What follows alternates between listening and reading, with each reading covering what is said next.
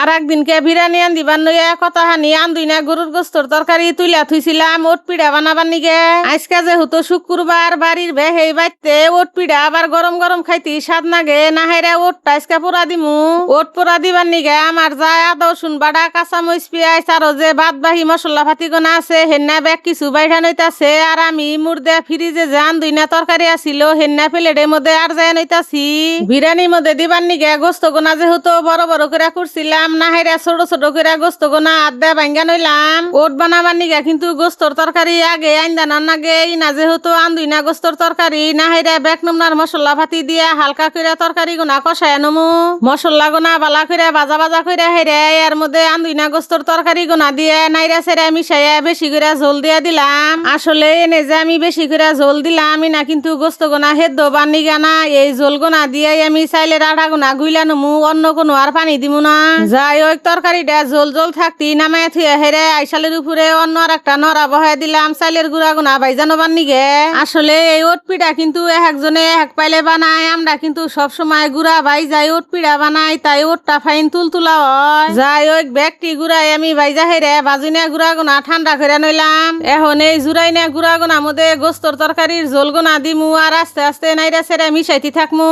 আর আমার প্রিয় ভাই বোনেরা আনেরা ভিডিওটা এখন পর্যন্ত দেখতাছেন তার মানে ভিডিওটা আনেগর কাছে ভালো লাগতাছে।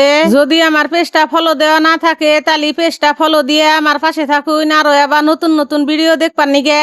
আমি মুর্দা ওডের গুলা গোনা বালা করে গুইলা নইতাছি আর আনেগো বাইরে পাঠাইছি একটা কলার পাতা খাইডে আনবার নিগে। আসলে একটা জিনিস খাইতে নাগে না এক দণ্ড কিন্তু বানাইতে দেখুন কত কিছু নাগে। যাই ওই গোলা গোনা বালা করে গুইলা হেরে নড়া মধ্যে অল্প করে সবিন তেল দিয়ে গোলা গোনা এখন নড়া মধ্যে দিয়া দিমু।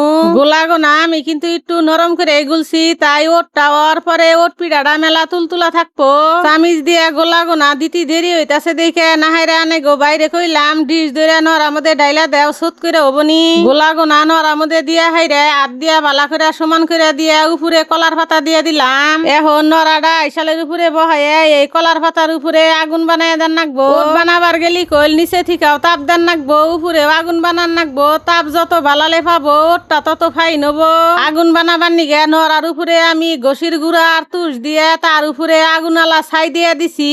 যাই হোক প্রায় 2 ঘন্টা পরে আমি নড়ার উপরে থেকে ছাই গোনা ফালাই দিয়ে হেরে নড়াটা ঘরে নিয়ে ফেললাম। ওট পিঠাটা নড়ার থেকে নামাই হেরে দেখি মাশাল্লাহ ওট পিঠাটা ফাইন হইছে কোনো পিঠি পুরে নাই। ওটটা হালকা ঠান্ডা করে হেরে আনে গো বাইরে খন্ড খন্ড করে দিবার কইলাম। এত বড় ওট তো আর আমি কাটা হামু না।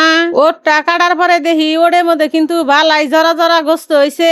এখন আমি বেহেরে পিস পিস করে দিতাছি বেহে মিলে খাবো। আসলে গরম গরম ওট পিঠা খাওয়ার মজাই আলাদা। তো আজকের ভিডিওটা কিবা লাগলো কমেন্টে জানাবেন। আজকের মতো এই পর্যন্তই, আল্লাহ হাফেজ।